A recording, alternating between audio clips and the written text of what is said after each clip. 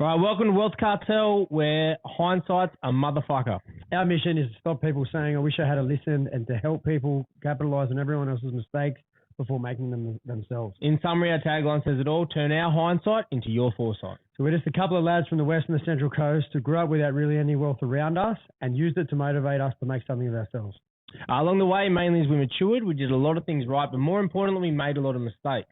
A lot of mistakes that could have been avoided by not being know-it-alls and actually listening to what others had told us instead of thinking, no, not me. So my name's Akko. I'm a small business owner with a bunch of franchises called Pen on Picasso at the moment, with large plans of building a large business portfolio. I'm Kingy. I'm a financial advisor looking to break the mold on what good advice should look like and start teaching people how to enjoy life to the fullest while also planning for tomorrow out of my business, 3 Kings Wealth Management. Down here at Bella Vista Hotel, guys. Bella Vista Hotel has got a podcast room set up here for everyone to use. It's a great spot, good little setup for us. Nice little backdrop as well, if anyone's seen the backdrop. So, yeah, if it looks familiar to you guys, this is Bella Vista Hotel. Get down. Get down here. It's got great food, great drinks, great cocktails, a good little atmosphere, not just for the podcast. They come down for the podcast or come down for a feed and check the guys out. Thanks for supporting us. Thanks, guys. Enjoy the episode. You know, I have to win. That's it. Yeah.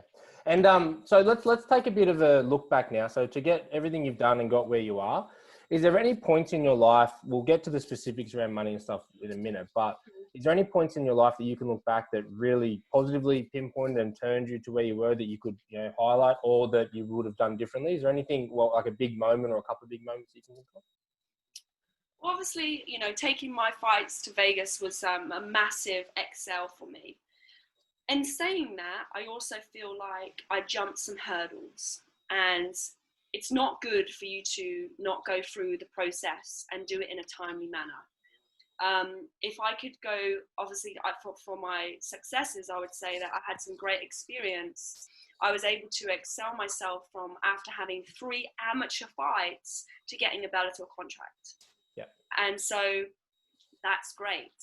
But at the same time, I didn't have enough experience, and even if I was to get to Bellator, I probably would be shy. I probably would, all that pressure would come down regardless. You might not have been ready even if it happened. Yeah, I might not have been ready, and I still believe that. So I think that it kind of hindered me a little bit. That's something you're very honest about. Not a lot of people say that. I really appreciate the fact that you're being honest in that sense, because, a lot of people are putting themselves out there and saying, no, I'm ready, I'm good to go. It takes someone really to understand, what, maybe it was a little bit quick, maybe I do need a little bit more time, and maybe there is a few more things I need to change before I'm there. And I feel like that's a massive reason as to why you will succeed. Yeah. Like, it's so many people in the world just took accountability and thought about that and admitted there's certain things they can do to change it, they would be so much better off. I feel like that's a big thing. Yeah, it's like they kind of just like quietly think it, but it's always this sort of very rash sort of like personality, like I'm the fucking best, no one can beat me. Yeah, everyone can get beat. We all can get beat. Chris Cyborg got beat, like we all can. And so it's really important just to be real about it. But you have to have that confidence. You have to know that you have got the talent and you have got the ability to get there. And that's the main thing. And something I just want to touch on real quickly here is Arlene Blanco. Like, she's done an amazing job of being able to pick herself up really quickly and move on for after the Chris Cyborg fight. And yeah, it was a tough fight for her. She did amazing. But I love the fact that she was just the next day like, bang, I'm moving forwards. I'm not looking back.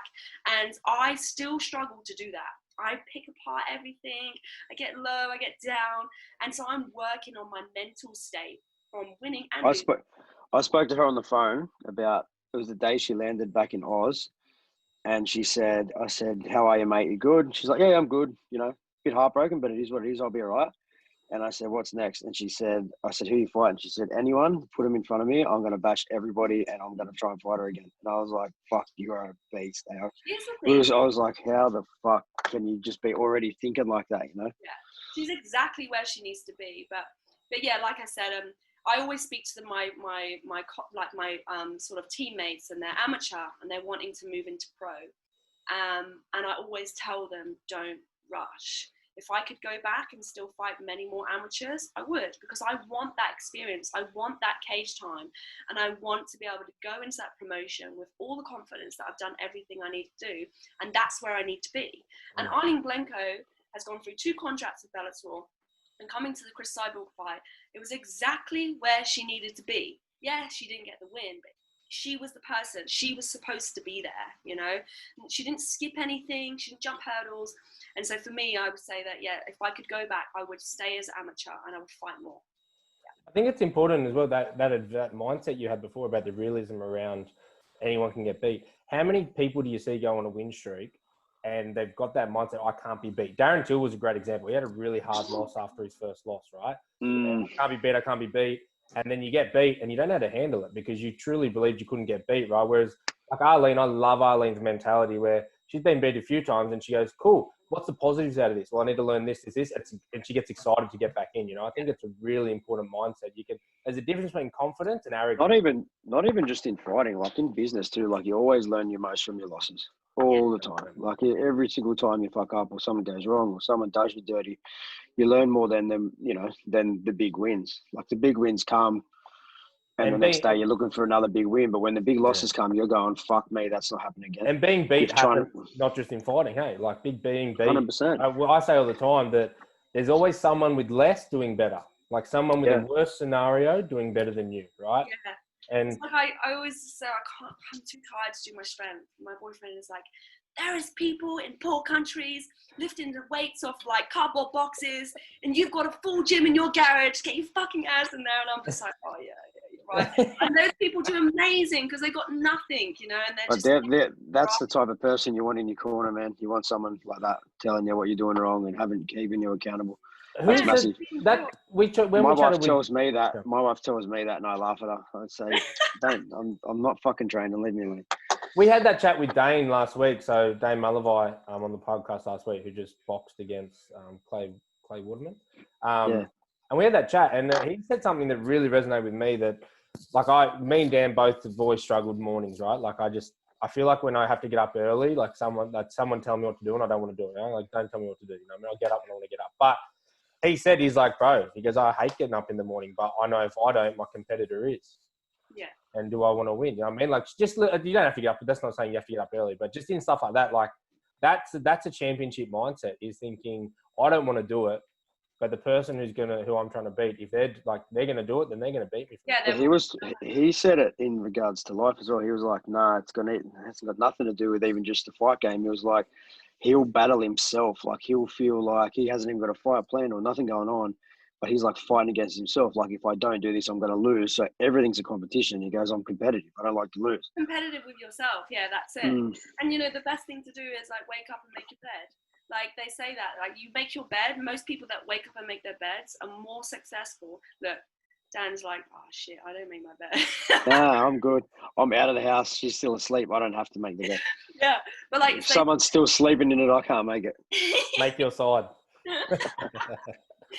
But yeah, like there's the little things that you do, you know, like which then makes you successful, or you know, more prone to be successful in anything you do.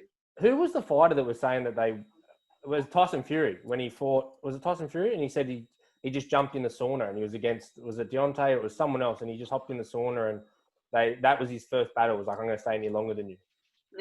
And he just he's like, I knew I won as soon as that happened. Yeah, it was. Things like that.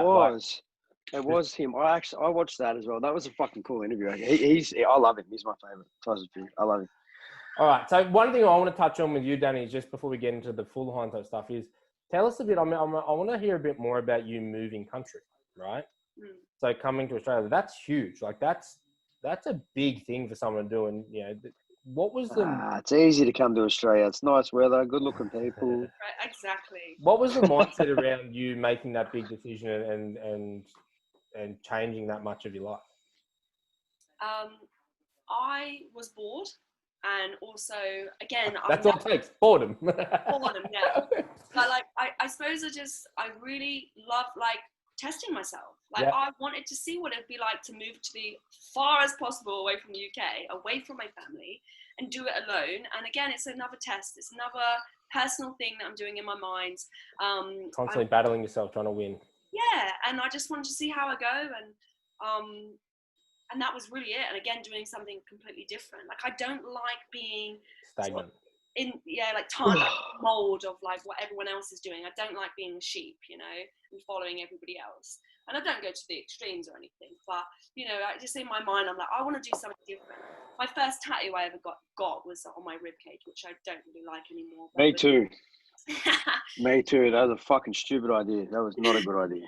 It says, do not go where the path may lead, but go where there is no path and leave a trail. And in my mind, that is like, don't do what society expects you to do if you don't want to, you know, create a pathway where other people can go, she's doing it, I can also do it as well. And I felt like I have the mental capacity to be able to create that and to help others kind of see that they can do it. I know there's mine's written in Latin, and I still don't know if it means what I thought it meant when I got it tattooed. No. It says Deficio e hord bene, which I think means failure is not an option, but I'm not 100%. This is my first tattoo, Dani. The dude. Oh, you didn't. So the dude who tattooed me never touched a gun before. I don't know how I did it. This one, right? So one of my best mates he was a CFC champion and stuff, and he went over to American Top Team to train with Hector Lombard. Yeah.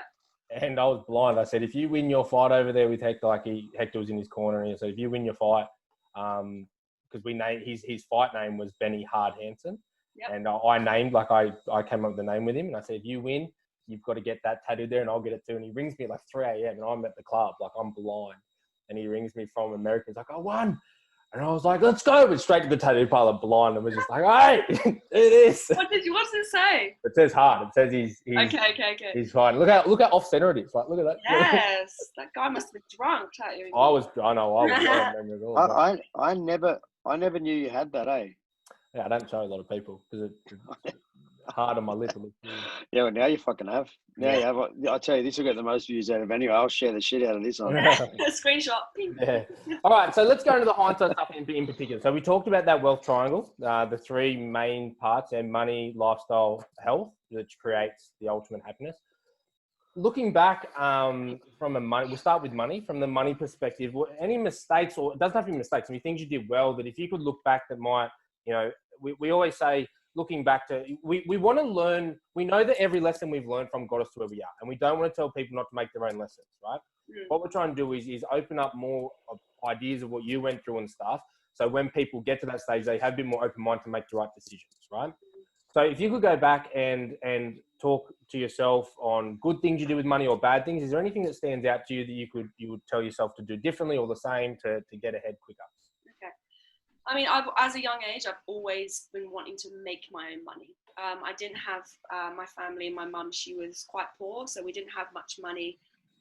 She didn't give me like pocket money or like, you can take this, go to cinema. Like that wasn't a thing. So when I was 12, I started working. So I've always looked at money as very, I've spent it scarcely. You know, I haven't overspent, but I've also not tried to overwork either. It was like, just get what you need in order to scarcity mindset. Yeah, and so like I worked because I wanted to do Muay Thai, and I made enough money to be able to pay for my weekly membership, and I would work a little bit more if I needed. You're going to be his favorite. He loves people like you. That's his favorite. He loves it. Yeah, so people like, working to do what they love. He loves it. Yeah, and so like, you know, getting like shin guards and gloves and like whatever. But I was young, you know, so I made whatever I could. And over time, I suppose, especially in the UK, people are real stingy. They're real stingy with their money, right? And so you adopt that kind of behavior. Recession will do that to you. But now, as I've come to Australia, I've been pretty lucky to make real good money and be doing what I love whilst making it. So for me, it's like a win-win. You know, you get good money, and you're not like enduring your work; you're enjoying it. So I would say that, again, I don't spend money on stupid things. I don't drink, I don't smoke, you know, I spend money on things that I need. I don't overspend. I probably overspend on food. No such thing. Yeah, but only like healthy food, making sure it's like organic and, you know, and it's good for me and all those things. So everything I'm spending is only for good. I did have a spout there, I suppose, through my sort of teenage years of spending a lot on alcohol. And I found that I'm actually not very good on alcohol, and I would, it's not a good drug for me. So I quickly stopped. And yeah, so for me, I've not had an issue with money ever, really. I've had little, and I've had money, but I've never looked at, and I've never counted, oh, I've got this much money and I'm going to make this much more. It's not been a real driving point for me. I don't know if you understand that, but this is like what you've just said is perfect, because this is the same thing. I fucking told you he was going to love it. No, not like that. I love spenders as well. It's just not like you, Dan. But Dan's a big spender. I know, I saw his watch there. Yeah. I took it off. I actually forgot that it was on, and I took it off. Yeah, I took mine off as well. But we're trying to teach these young kids not to spend money. I'm rolling in that. Yeah. But the number one thing that people we talk about getting away from having more money is better. It's not. And what you just said, I don't know if you understood what you just said, but it's being conscious. And you've done that from being conscious on what you earn, what you spend. There's a purpose behind it. You're spending money on things that make you feel good and add to your purpose. And that's all about being conscious with your money. And it's the same. That is the number one trait we're getting out of these podcasts with people, whether it's, however they say it, it's the time that they become comfortable with their money and with themselves is when they start making conscious decisions. And that's exactly what you've just said. And I love that. It's, like I said, it's not about having more money. It's about having enough to do the things you want to do and be happy. And that comes from your conscious habits around earning enough to facilitate that, but also spending in line with what your purpose is, which you've nailed on the head, which I really love that. It comes down to health as well, because mental health is a big thing. Your brain and your gut are connected, I suppose, but I'm just saying that, if you obsess over money too much, then you're not then going to be healthy because you're stressing over it. And I think that for me, like some guy said to me the other day, like, why do something that doesn't make you money? And I just thought that was so retarded. Yeah, see, our thing is why do something that doesn't make you happy? That's our thing. That's my point. I was like, because it makes me happy, and that's what life is. Yeah, life is not revolved around a dollar sign. No, it's not. We've been brought up to chase. Like, this is what my whole business revolves around. I'm going to change from financial planning to happiness planning, because people, we get conditioned to chase money our whole life. Yeah. And I've had people who've got so much money that they're miserable, right? Like, and it's all about that purpose, and people say when you start a business, do what you love and the money will follow. And it's really hard to get that concept through your head, because it can be a grind. It can be hard. But if you do something that you truly enjoy and you love and you're passionate about and it fulfills you and its purpose, the money will come. There's so much money in the world that you can get it from doing almost anything. Like it will come. And if you can find something you love and figure out a way to monetize it, it's so much easier than what a lot of people are starting to find out too in today's day and age, with all of these motivational speakers and all of these other people that tell you what you can and can't do to make money. Like, I've got mates now that have gone since, so a pretty good mate of mine, actually, I ran into his wife at the shops the other day. She was saying that since we bought our businesses, and I had a chat to him at one of our openings. I was telling him, man, if you hate your job that much, leave. And he was like, I can't. I've got to support my family. And I was like, yeah, but you're not like you're going and spending $500 on the pokies on a Friday night, and then you're spending $300 on the punt Saturday and $400 on alcohol. That's $1,100, and you're earning $2,000. Like, why don't you just go earn $900, stop drinking, and you'll be sweet, sort of thing. Like that, half your issues, these addictions. Anyway, so I didn't realize the conversation had gone anywhere. And so what he did, without telling anyone, he left his job as a diesel mechanic on good coin. Like, I think he was on like 150, 140 a year, and took a job installing, he was doing something else. I can't even think of what she said it was, on like half the money. And they reckon their family life is 10 times better. Yeah, because he's distressed. He's distressed himself. And he doesn't feel the need to take up the addictions and the drinking and the gambling and that anymore, because he's not trying to substitute an unhappy life to go do that. And I think it's important to understand with it, like, we get caught up in this, everyone can go do something they're passionate about. Not the case, right? Like, sometimes you can't do what you're passionate about to make money, but what you can do is you can find something that you enjoy. Dan's a great example of this. Find something you enjoy doing that provides you with the time and the money to then fulfill the happiness, the things that do make you happy. And it's finding that balance, and all it comes down to is purpose and consciousness. Being conscious of what you're doing, what you're spending your time, your money on, and fulfilling those holes. And I think you're a great example of that, Dani. I really like that part of the chat. That was really good. Yeah. I think it's important as well on that front, though, is you talked about scarcity mindset. And I think one of the other things, people could be very conscious between the line between scarcity and abundance mindset, you know, like you sometimes being too scarce, like when you just focus on being scarcity, that reduces a lot of stuff. You've got to find that balance as well. And I think purpose and passion comes into that heavily as well, is understanding, you know, where that line fits within your happiness spectrum, I guess. Yeah, I mean, look, you only spend money on things that you think is worth it and you value. So, so for me, it's like if I value it, I'll spend the money. Like I know that it's going to be good for me, I'll spend the money. But if it's not, then I won't. Yeah, 100%. And so the next one we'll move on to is health, and you touched on this, and I think this would be a good one. You know, you talked about your drinking and stuff like that, and I love to hear from fighters. You know, when we're younger, we're unstoppable, and we'll kick our shins against trees and poles, and then as you get older, you sort of feel that come back, or you feel injuries, and rehab takes a lot longer, but also mental health as well. Give us a bit of a tip, like looking back for yourself across health, both mental and physical. What are some things that you try and tell yourself to do a bit differently or the same, or what would you change to sort of better off yourself today? Yeah, I mean, I think that the experiences I've had as a teenager and doing all of those things, drinking and drugs, is I wouldn't say normal, so I don't want to like say that that's what you should be doing, but it is quite common. So I don't ever sort of look and go, oh, you know, that was really bad. I kind of go, oh, I learned some lessons from that. I now know that alcohol is not a good drug for me. And if I want to keep friends and family and loved ones, then alcohol is not a good drug for me. You know? I think that's a lesson there, though, that's a positive, right? We always focus on what would you change, but this is something you picked up on it. Charles Joyner was the same. You picked up on it, you understood it, and you changed it, right? And you learned that lesson. Where there's a lot of people. Charles Joyner is also from the UK. We're very heavy drinkers. Well, he was the crazy one. He told us that one day he was just like, I'm done. I woke up, I'm done. And I've said that every time I get on the piss. We had such a laugh. We had such a laugh with him because he was like, I woke up one day and I was just like, that's it, I'm never drinking again. And Ryan and I looked at each other and like burst into laughter. I was like, I said that Sunday for the last 8 years.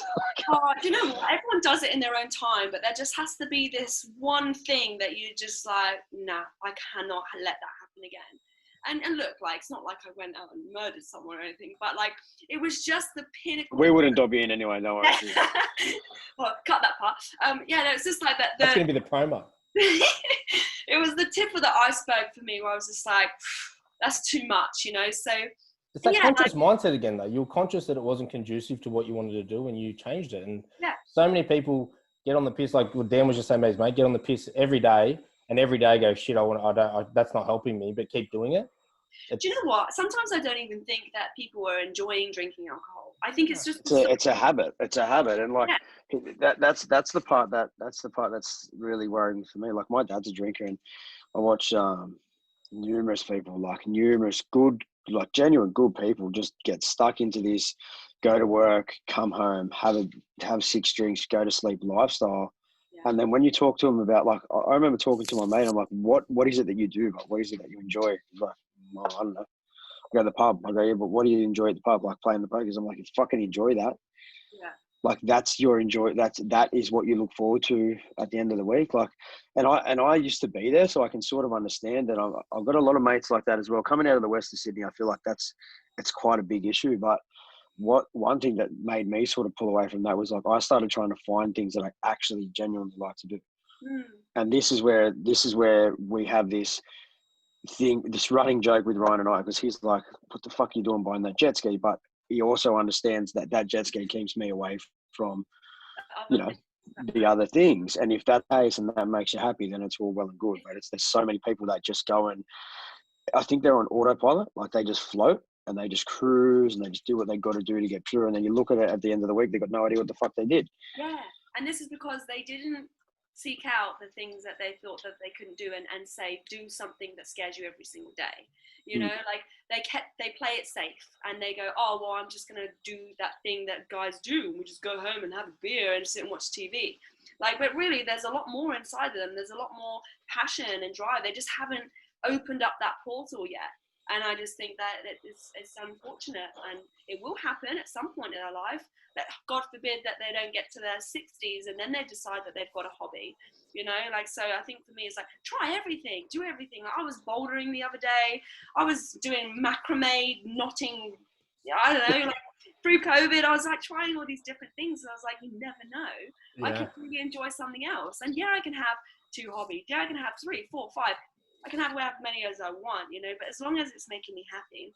And say with you as well, it's like that social aspect of drinking is a lot of peer pressure. It's like, come on, mate, go and finish work, let's go have a beer. And it's like, well, it's a bit of peer pressure, you know? Like sometimes you don't want a beer. You're like, I probably had a bit too many yesterday, but fuck, I will because the boys are doing it. Like, So I've been, I've went through this year. Like I'm majority sober for the last 9 months. I've had 3 nights out in 3 months, right? In 9 months. So, but what I found out, I said this on the other week. He's 3 nights though. He's 3 nights, Danny. They turn into like 3 weeks. yeah. Fucking took about 3 nights. Big. It's not like a 6-hour day session. It's fucking go hard or go home, yeah. But I like last year, like that was me every week, right? Like, and so this year I've really tried, and it became a justification process for me when things got hard, or when things like when I didn't know where I was at. I was using that to go, don't have time to do something else because I'd have my beers and I'd spend money on beers. I'm like, you know, that it was a justification for me not to achieve my goals. Like it was easier to get blind than it was to use that time to try and progress further. Yes. You know? And it became that habit. And this year, and don't get me wrong, like this year, when things get really hard, now not so much, but like 6 months ago, when things would get really hard, I'd be like, could just hit a bender. Like that would solve all my problems because I'll be sleepy for a week after it and I won't get anything done, and then I'll deal with this in 2 weeks' time, you know. But now I've had to face the things that are uncomfortable and go, all right, that's not an option anymore. I'm not going to do that. How do I get through this and how do I progress? Bro, you're giving me anxiety. I'm about to leave for Byron Bay for a 4-day fucking bucks party. And saying that, just following off what Riza said, even if you do have a bender, right, it's important for you to go, did it, move on, and not be like dwelling on it and then being like, oh, I've fucked up my body. It's just like move on and make it better, and those benders will just become smaller and smaller and less. I'll have this conversation on Tuesday and see how I'm traveling, see if I can move on. Yeah, who's on the podcast next week? It's gonna be interesting. Oh no, we come back Tuesday, Monday night. We come back Tuesday. We've got the fit out happening next week for Liverpool. Got the Pinot Work Christmas party Friday night, and then the Liverpool opening Saturday night. Wow. What the fuck? And I organised it. I'm the one that set the date. So yeah, well done, mate. Fucking hell. All right, so that's health. Do you have anything you want to touch on with mental health, Dani? Look, so mental health for me is a massive part of not just mental health of like what's happening in your life, but what you're putting in your gob, like what you're eating, like what is your gut. Because your gut and your mind are connected, and health for me is more just about those two connections. And I see a lot of unhealthy people, and generally it's because they've got compromised gut issues, and that gives you sort of foggy brain, depression, anxiety. And I know because I've been there. So, is that a legit like scientific? That's a fact. Oh, 100% fact. Oh fuck! I've never ever heard anyone say that. Wow. Okay. Well, I mean, look, like because that could be very explanative, like a good explanation as to what's going on. Because I'm like 12 hours a day, like fully functioning, and then I have like these days or week could be a week block where there's just like it's just clouded. I'm tired. I don't want to talk to anyone. I don't want to do anything, and I eat like shit. Yeah, it's diet. Like shit. And the thing is what we want to do, what our head is telling us, because we've got such bad, it's candida. We have candida all over our body, right? And it's a bad bacteria, and we have an overgrowth of candida when we eat bad, when we drink, we put toxins in our body. Our gut flora is messed up. And so that sends signals to our brain that we need more sugar, because the candida is like, feed me, I want to grow, but they can only grow through sugar. So the brain is telling you, I'm going to go eat that sugary thing. Well, you really need to fight that and say, I'm not going to eat that sugary thing. Instead, I'm going to basically juice up a bunch of kale and spirulina and chlorella and eat all the green alkaline foods in order to heal your gut. Now, this is a long process. It's not like you can do it one day and you're fixed. It's a long process, but I have been through it, and I know many people that have. I know a lot of women as well that have cut weight, reduced sort of body fat, changed their testosterone and their hormones. Their gut flora is all messed up, and then they have psychological issues, and that will be massive anxiety and depression. And I've been there, I've done it. And so fixing my gut really helped me in order to fix that. I was having times of like complete brain fog. I was having panic attacks and anxiety, and I've been pretty solid all of my life. When I say solid, I mean mentally solid. You know, something happens and I just go, that's really bad, I can deal with it, and I move on. Whereas I had a couple of years where my gut was, every time I ate, my stomach was bloating, I was cramping, I was in pain. That's happening to me right now. Yeah. And look, like this can be fixed. It may take 3 to 6 months in order for you to fix it, but then you're going to have a much happier life, and your brain and your energy levels is going to be so much better. And it isn't anything like fancy. It's just eat clean food that comes from the ground. Don't eat processed stuff. Alcohol needs to go, unfortunately, because that's a massive bad one for your gut. Start that Tuesday.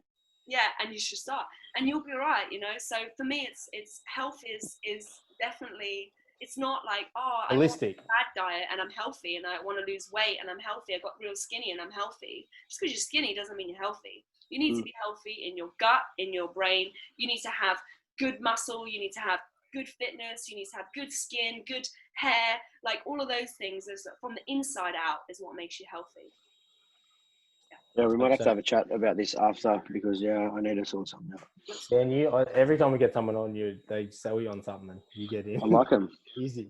Oh, I believe it. I believe that because when I did eat clean for a long time, there was 4 or 5 years there where I ate clean religiously just because that's what I like to eat. I was playing footy and training. I never had these issues. And then I geared for like 12 months. I trained probably more, actually geared really bad, trained. And then coming off of that, just was like, because I had a good metabolism, just ate shit. Like, and you know how you said, what's it called? Spirulina? What is it? Spirulina. So ask Ryan about this. This is no word of lie. My wife will tell you. I sleep eat. I'll wake up in the middle of the night and like eat chocolate and have a can of Coke next to my bed and have no idea it was there. Yeah. And it's a mega craving. I'm like, what the fuck was I doing last night? Your gut is like taking control of your brain, you know? And it can be a great thing or a real bad thing. So right now it's kind of like, you need to shift it into the good. And there's a lot of things you can do. And some of it can be small incremental things. It doesn't have to be like bang straight into it, but I can definitely help you with that for sure. Cool. Right. All right. Last one, lifestyle. So obviously, you know, it's hard. This one's a hard one for us with the people we get on, because most of our passion, what we do every day, is our lifestyle. We enjoy that. I get that. But going back, well, again, it doesn't always have to be negative. It doesn't have to be change something. I mean, something you did, but to live your life, you know, you've got to, whether it's travel, whether it's doing what you love, you know, you found fighting and you started doing that. What would you go back and what's the highlight or something you'd change in relation to lifestyle and living the most fulfilling life in that front? I don't have any changes that I would like to make. I'm very fortunate that I very, very much calculated what I've done in order to be happy. And traveling and fighting is what has made me happy. I found, you know, a real decent guy now, and I may at some point move on into a different chapter of my life, you know, become a mother and stuff like that. But so far, I can't look back and say I would change anything. I traveled, I fought overseas. I'm continually wanting to do that as well. Yeah. And I am very content with the choices that I'm making. I'm not content with how successful I've been, because I still got a lot of things to tick off in order for me to feel content and feel successful. In that sense, I suppose one of the things you would do, or one of the things we would push our viewers to do in regards to what you do, is be conscious of what you wanted to do and understand that, you know, in your lifestyle, you chose to travel, you chose to fight, you implemented things that could get you there. So they're one of those things that, you know, if people want to go and do it and they want to do, you know, similar to what you've done, then there's got to be a plan and there's got to be goals set out, and that's the way you sort of live the life you want to live. That's a common trait between who we get on. We're very fortunate in the way that a lot of the people we get on found stuff early. And what we're trying to do is there's going to be people in their mid-30s, 40s or mid-20s, whatever, that didn't have the start like that, right? Now they're at the point where they're going, how do I get to that? And I think one of the common traits, which you said, is stepping out of your comfort zone. You tried different things. You know, you didn't just stumble. Mistakes as well. That's right, 100%. And you've got to be. You didn't just stumble across fighting. I mean, you didn't just wake up one day going to fight. You were like, maybe you went and tried it, and that was the thing that sort of led your life. You know, you went and tried something. And I think that's a big thing that for people who want to change, because we are lucky. A lot of us found something early. But like Dane said on the podcast last week, don't be like, from a young age, try different sports. Get your kids to try different sports. And then when you're growing up, don't be afraid to quit that job and go try something else. You get one shot at this life. If you're not happy, switch it up. Get outside your comfort zone and do something until you find it. Yeah, nothing will change unless you change it. That's 100%, it. 100%. You can't expect a different result doing the same stuff. Yeah. That's not saying that, because I bang my head against the wall when I see someone doing that, and I'm like, well, you didn't do anything. So of course it's going to be the exact same as it was yesterday. You know? Yeah. I think that's really good. I'd say it is hard. We get people on every time we get someone on. A lot of our guests have been not fortunate enough. You made your own fortune in that way, but we're trying to pass that message on to people who aren't there. And I think that's the thing is, like, you'll be more happy switching something up every year or two because it's a new challenge, even if it's and not finding what your passion is and seeing the same miserable thing that you.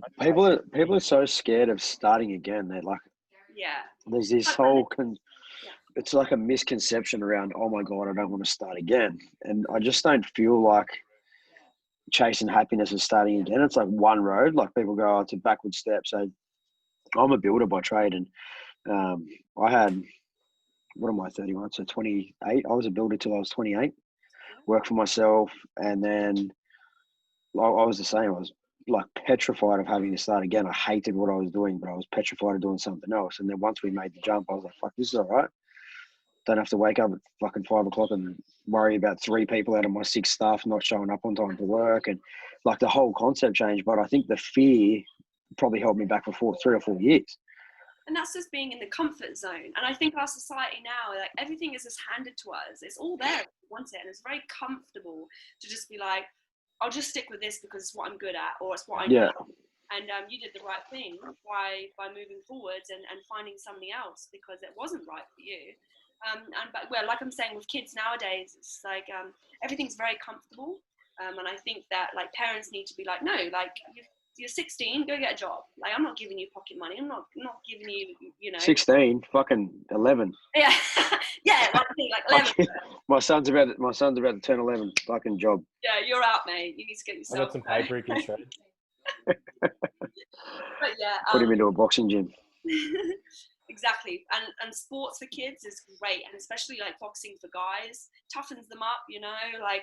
This is real life, and this shit. There's bigger boys that in the sea than you, And I think that it teaches them to deal with adversity too. Getting punched in the face for the first time is one of the most intimidating feelings ever. But there's nothing better than going from, like, I remember the first time I started boxing, and first time you get punched in the face, you go, oh shit. But then when you go, that didn't hurt. You go, oh fuck, that didn't hurt. Yeah, it didn't hurt that much. You walk through. It's the best. Like, it's such a mindset feeling. Yeah, it knows that way. But like, people think it's just brutal, it's primal, and it's savage. But the lessons that you learn from a conflicting situation, like getting like a punch in the face, bro. I was so much more scared of like 20 minutes skipping than a punch in the face.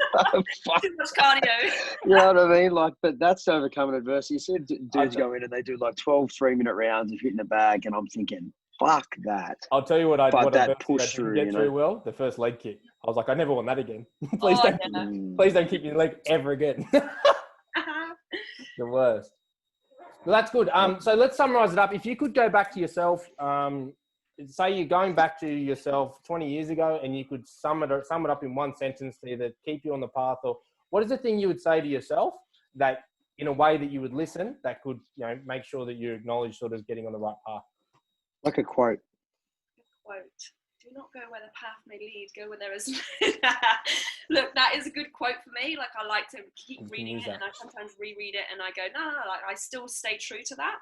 But no, my quote is that, don't do what society is pushing you to do. Like, do whatever makes you happy, and continue that, and show others that they can do it as well. Because at the end of the day, we should all be leaders in some sort of way, because not everyone has the power to be as confident as the people that are leading, and so they need to create confidence. So I think that for me, it's about not helping myself, but more about helping others as well, for them to live out their dreams and be happy.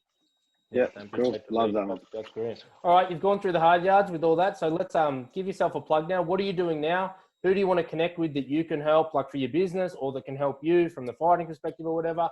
And what's next for you? What's coming up? Like, Yeah. plug away. Yeah. So my business is alternate fitness. Yep. And really that is it's not just for women. I coach men as well, but I push more for the women because I feel that there's so many women out there that want to try something different. They want to try how to, striking. They want to get strong. They want to get fit. They want to get healthy. And so I'm literally there, and I love helping everybody, not just women, but everybody. And women do tend to sort of generate towards me though. And my business is run out of my home. They come to my house, working out in my garage. I also dot around in a few gyms as well, and I teach girls classes. And so I just absolutely love what I do, and I love passing on my knowledge to people and women alike. So that's my business. I am continually to fight MMA, and I still have a lot of things I need to tick off my box before I stop. Yeah. I think that I have a great team right now. I have a great coach. I've finally found, that team that I feel is right for me. It's been a while now since I haven't really had anyone. And I try my best not to put too much pressure on just doing it alone.